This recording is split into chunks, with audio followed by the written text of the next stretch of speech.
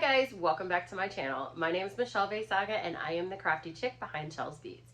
Today we're going to be working on this beautiful autumn inspired tumbler that gives you the look of beautiful colorful falling leaves, and I just loved creating this. We're going to be working on a mixed media technique that I used to love when I was creating mixed media panels called stenciling. We're going to be using that to create the shape of the leaves, and I know you guys are just going to really enjoy this project. It's a skill that you can take to whatever level you'd like on so many different types of designs. So if you guys are ready to get started, let's jump in.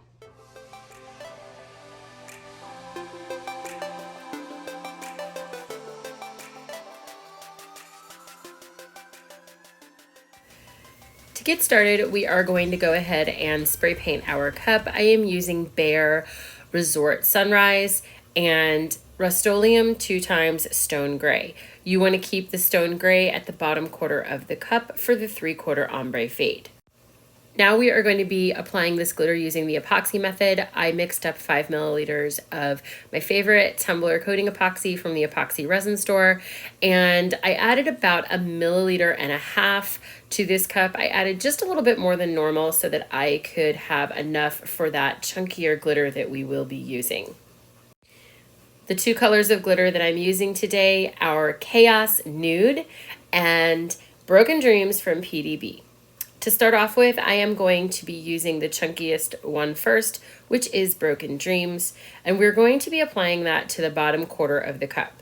I want to start off by sprinkling this quite lightly. I don't want to just slop it on yet because I do want to leave some space to carry in that fade from the nude. The nude is a much finer cut of glitter, so we definitely want to use it to fill in all of those extra spaces.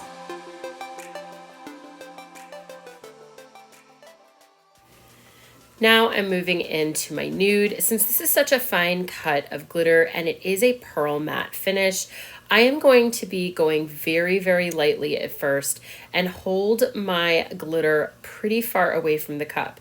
At some times I was almost 2 feet over the cup so that it really sprinkled down and gave a nice effect without any clumping.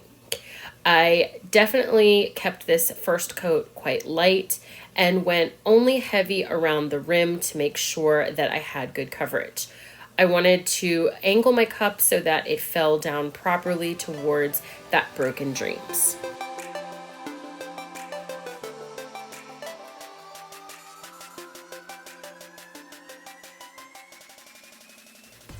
Now I'm coming back in with Broken Dreams and really making sure that I have good coverage at this point.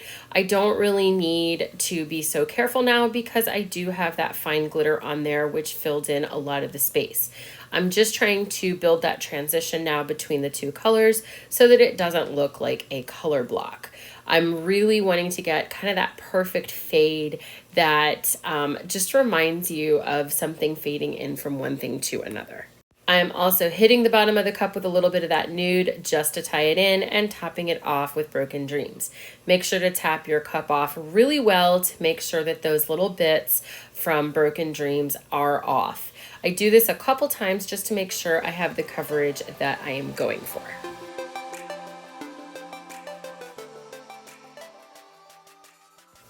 Because I don't want Broken Dreams traveling up into the rest of the cup, I'm going to seal this 3 times with Rustoleum 2x clear gloss before moving on to epoxy. Now we're moving into 30 milliliters of epoxy to coat this cup. You're going to let that coat dry for 4 to 6 hours and then come right back in with a second coat. There is chunky glitter on the bottom, so you want to make sure that you have at least 2 coats of epoxy on before moving on to the next step. You want to pay close attention to making sure that you have a nice even coat around where that Broken Dreams is placed and on the bottom of the cup since we used a very chunky glitter. Now you're going to want to move into sanding, making sure that you're sanding down any rough bits on this cup. Once you have that done, you are ready to move on to the decorating phase of this project. Also make sure to get that top rim of the cup so that you expose a small amount of stainless steel for future layers of epoxy to adhere to.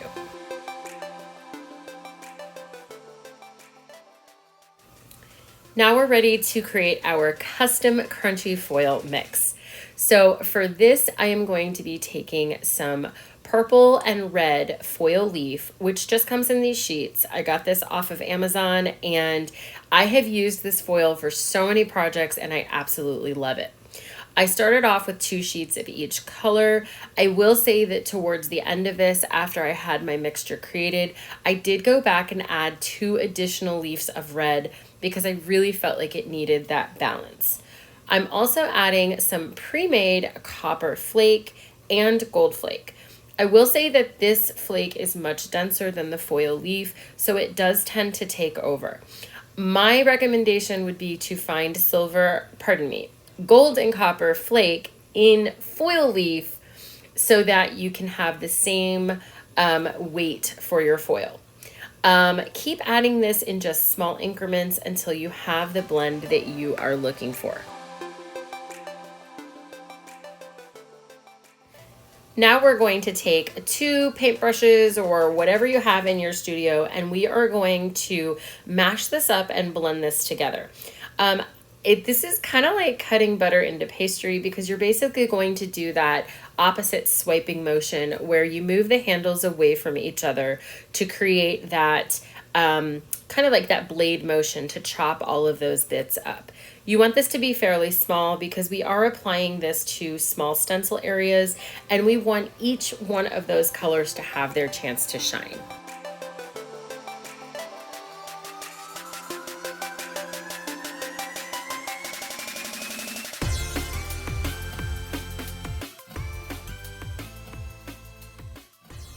Once you have the mixture to your liking, you're ready to move on to creating your stencils.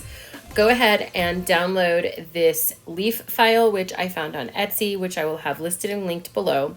Remove the veining from it and resize this to 1 inch. You're going to duplicate this as many times as you feel you have space on your cup for it, keeping in mind that you do need to leave enough space to leave the outside of your stencil, if that makes sense. After we have that ready, we're going to cut this on stencil vinyl setting on default pressure.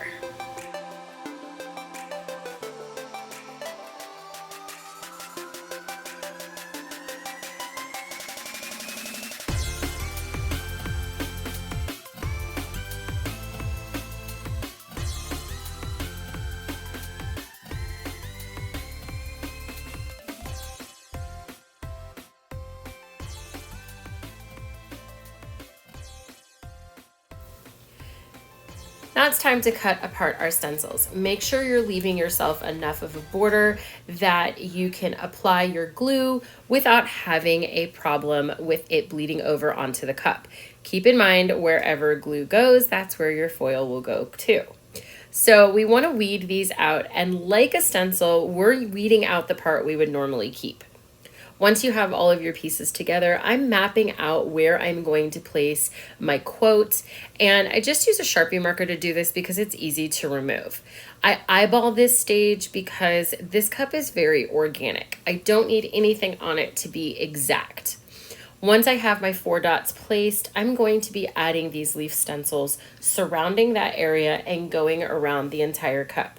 I do keep these leaf stencils away from that bottom area because I really want that Broken Dreams to kind of shine. It also reminds me of these leaves once they've hit the ground and are kind of crushed up. I randomly place these leaves, also orienting them in different angles, even putting some upside down because falling leaves really don't have any rhyme or reason. Do not overthink this step. Continue placing your stencils all around the cup until you have them placed where you would like. It also helps to cut out a few extra because if one of them goes all wonky, then you won't have any worries and you'll have one ready to go.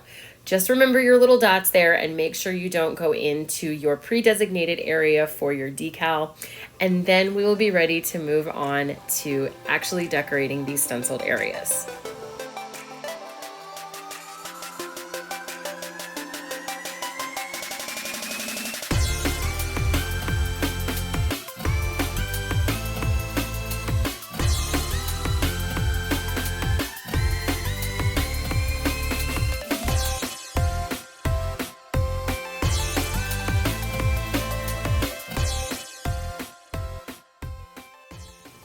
It's decorating time. So here is my favorite glue stick of all time, Craft Bond. You saw me use this in the Witchy Woman tutorial, which I will have linked right above. And basically what we're going to be doing is filling that stenciled area in with this glue stick. I do take my finger and I kind of smooth it out and mash it down a little bit, making sure that I have the glue confined to just that area. It's okay if it gets a little bit on the stencil plastic area or vinyl area, but not on your cup. Like I said before, wherever this glue goes, so too will the foil. I come in with my smooshy brush, which you guys have seen me use over and over again, and I pick up some of that foil on the brush and I tamp it down. It's very important to tamp it instead of brush it because you don't want to remove any of that glue. Unlike a tack it method, this glue is still wet until it actually dries. I like this method better though because I feel like it picks up the flake and gives me a more even coat.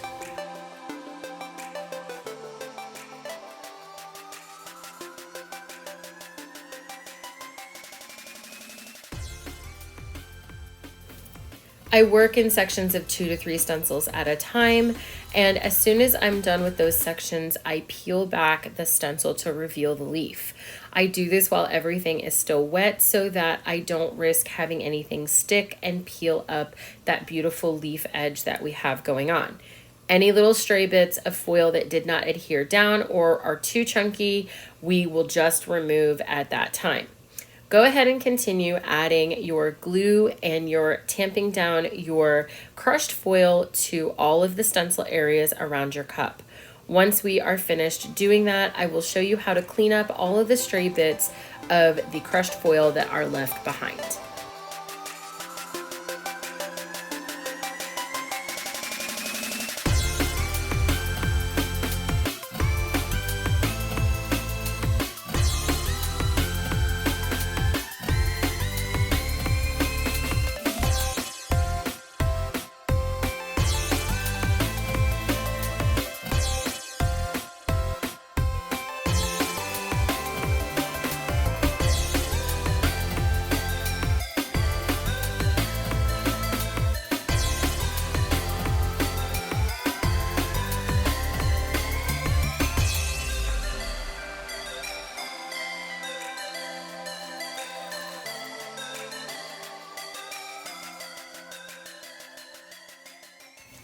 Now it's time to clean everything up. I come in with a baby wipe and I gently rub and remove any really stubborn areas of this extra fallout that came from smooshing all of that foil around our stencils.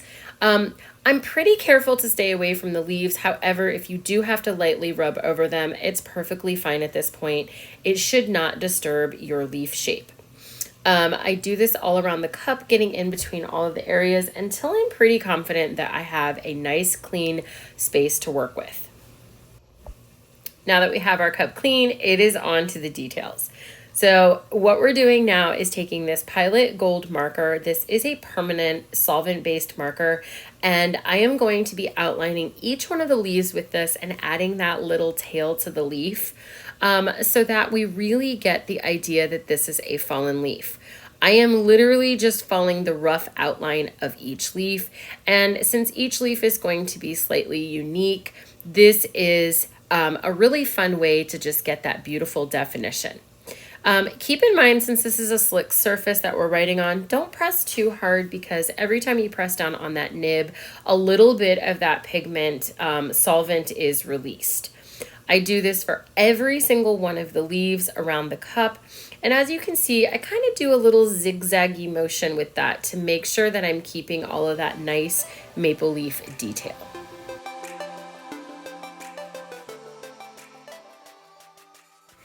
After doing the gold outline, I really felt like this needed something more, so I went back into Cricut Design Space and I went ahead and deleted all of those extra leaves, only keeping one extra from the original, turned off the original and resized one of them to 1/2 inch. This was the perfect size to create just a tiny little accent, and I cut these out of textured gold vinyl from the Vinyl People. I continued placing these leaves all around the cup until I filled in enough of those blank areas that I felt like the design felt full and complete. Once everything is placed how you would like, it's time to move on to our decal. I ended up not going with the decal that you see right there next to the cup. Instead, I went with one that was much easier to cut out. I did this on a beautiful copper foil that is from Cricut, but I also have another one from the Vinyl People that I really like as well. I chose the quote, "Autumn shows us how beautiful it is to let things go." I will have the font I used as well as the dimensions listed in the description box below. Because we're using a lot of metallic elements in that foil, we're going to want to seal this cup before we add our final coats of epoxy. So to do this, I am taking a silicone makeup brush and using polyacrylic. You could also use CCDIY's Quick Coat to do this, but basically it's a fine thin layer of a polyurethane that is going to seal in all of these metallic elements. Now we're ready to add our final coats of epoxy. This cup took 3 final coats to get completely smooth, and each coat was about 15 to 20 milliliters of epoxy. I made sure in between each coat to let it cure for about 4 to 6 hours, and I also made sure that each coat, once it was applied, I gave it a few minutes to kind of sit and turn and level out, and then I came in with my torch and to pop any of the micro bubbles that might be present.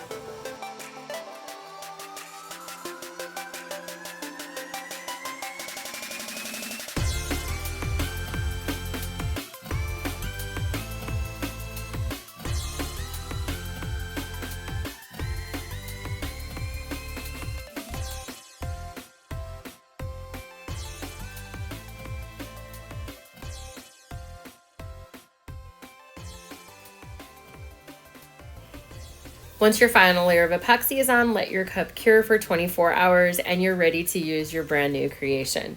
I hope you guys enjoyed this project, and I hope you really liked learning a new skill that you can take across your Tumbler journey and apply to so many different designs. If you like this video, please subscribe to my channel, share it, comment below, hit that like button, and don't forget to hit that bell button so you never miss any of our fun. Thank you from the bottom of my heart to all of my supporters. It truly means the world to me. If you'd like to catch my last video, go ahead and click on it here, and thank you everybody for subscribing. Until next time, guys, stay creative.